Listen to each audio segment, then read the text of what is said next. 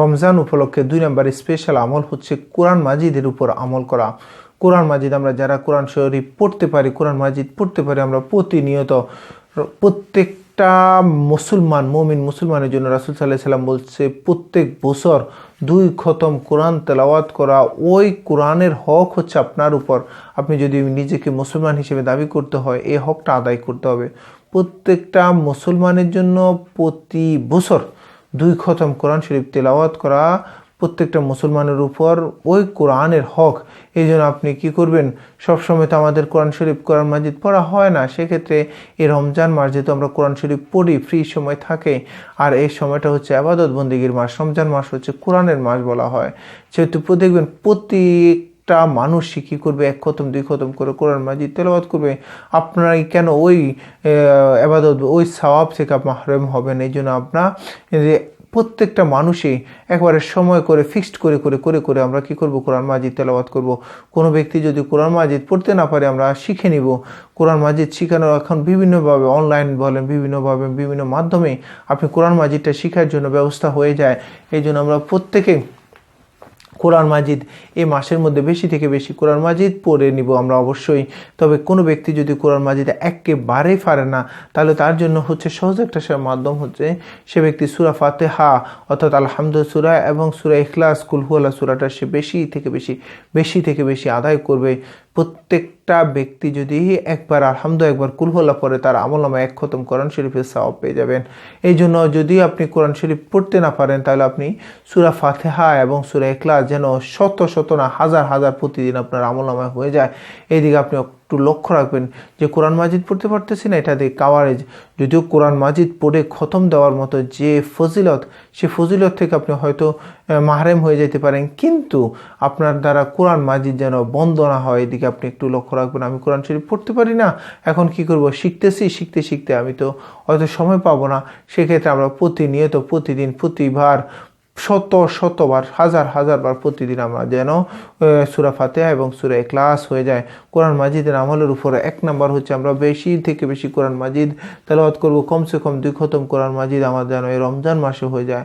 2 নম্বর যে কাজটা করব আমরা, যে যদি আমি কোরআন মাজিদ পড়তে না পারি, আমরা কি করব, সূরা ফাতিহা এবং সূরা ইখলাস। কোনো ব্যক্তি যদি 3 বার সূরা ইখলাস পড়ে, তার আমলনামায় 1 খতম কোরআন শরীফের সওয়াব। কোনো ব্যক্তি যদি সূরা ফাতিহা 1 বার পড়ে এবং সূরা ইখলাস 1 বার পড়ে, তার আমলনামায় 1 খতম কোরআন শরীফের সওয়াব। কোনো ব্যক্তি যদি সূরা জিলজাল 2 বার পড়ে, তার আমলনামায় 1 খতম। কোনো ব্যক্তি যদি কুলিয়া সূরা 4 বার পড়ে, সূরা কাফিরুন, তার আমলনামায় 1 খতম কোরআন শরীফ। এরকমভাবে আমরা সওয়াবগুলোর দিকে লক্ষ্য রেখে 1 খতম করে প্রত্যেকটা সময় আমরা কি করব, কোরআনে মাজিদ তেলাওয়াত করব ইনশাআল্লাহ।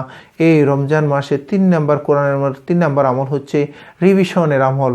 রাসূল সাল্লাল্লাহু আলাইহি সাল্লাম প্রত্যেকটা রমজানে, যে কয়টা রমজান রাসূল সাল্লাল্লাহু আলাইহি সাল্লাম পেয়েছেন, প্রত্যেকটা রমজানে রাসূল সাল্লাল্লাহু আলাইহি সাল্লাম কোরআনের প্রথম থেকে শেষ পর্যন্ত জিবরাইল আলাইহিস সালামকে একবার শুনাইতেন।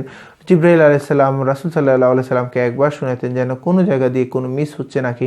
সেই হিসেবে রাসূল সাল্লাল্লাহু আলাইহি সাল্লাম আমাদেরকে এই সুন্নতটা, যে তোমরা যারা যে সূরাতগুলা তোমরা পারো, যে যতটুকু পারো, পারাই পারো, অথবা যে সূরাগুলা তোমার কাছে ভালো লাগে, এই সূরাগুলা তুমি একজন ভালো জানেওয়ালা ব্যক্তির সামনে তুমি কি করো, বারবার পড়ে রিভিশন দিতে থাকো, অর্থাৎ তুমি বারবার চর্চা করতে থাকো।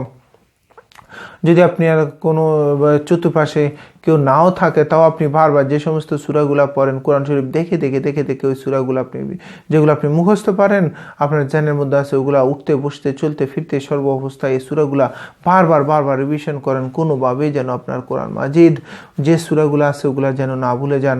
রাসূল সাল্লাল্লাহু আলাইহি ওয়াসাল্লাম ইরশাদ ফরমান, কোনো ব্যক্তি যদি কোরআন মাজিদ শিখলো কিন্তু আবার ভুলে গেল, কাল কিয়ামতের ময়দানে সে ব্যক্তি মুখের মধ্যে কোনো মাংস থাকবে না, কঙ্কাল রূপে সে কাল কিয়ামতের ময়দানে উঠবে। কঠিন অবস্থা, আপনার মুখের মধ্যে কঙ্কাল এর মতো করে আপনার মুখের মধ্যে কোনো মাংস থাকবে না, কেমন হবে বলেন? এই জন্য আসুন আমরা জীবনটা পরিবর্তন করি। এই রমজান মাসে যেহেতু সময় থাকে, স্পেশাল সময়, আমরা যে সমস্ত সূরাগুলা পারি কমসে কম আমরা দেখা যায় সূরা ফিল আলাম তারা থেকে সূরা নাস রব্বিন নাস পর্যন্ত এই সূরাগুলো আমরা প্রায় মানুষই পারি, কিন্তু আমাদের সহি শুদ্ধ হচ্ছে কিনা আমরা জানি না। একজন আলেমের কাছে বা অথবা একজন জানেওয়ালা ব্যক্তির কাছে বারবার আমরা গিয়ে এই রমজান মাসে আমরা একটু বারবার রিভিশন করে আমার কোরআন মাজিদটা কতটুকু হয়েছে, কতটুকু সূরাগুলো সহি শুদ্ধ আছে, আমরা অবশ্যই লক্ষ্য করে করে করে করে আমরা প্রয়োজনে তাকে কিছু হাদিয়া তুফা দিয়ে কিছু চা নাস্তা খাওয়াইয়ে আপনি কি করবেন, এই সূরা বারবার বারবার আপনি রিভিশন করবেন। কোরআন মাজিদের আমলের ক্ষেত্রে সর্বপ্রথম হচ্ছে আমরা যে কাজটা করব, যে আমি যে একবার 2 খতম কোরআন শরীফ যেন আমার হয়ে যায়। তো এরপর হচ্ছে যারা কোরআন শরীফ পড়তে পারে অথবা পারে না, প্রত্যেকের জন্য আমরা সূরা ফাতিহা এবং সূরা ইখলাস বেশি থেকে বেশি পড়বেন। 3 নাম্বার হচ্ছে যে সূরাগুলো আপনি পারেন, যে অথবা যেহেতু পারেন, যে পৃষ্ঠা আপনি পারেন ওইগুলা বারবার বারবার আপনি রিভিশন করবেন।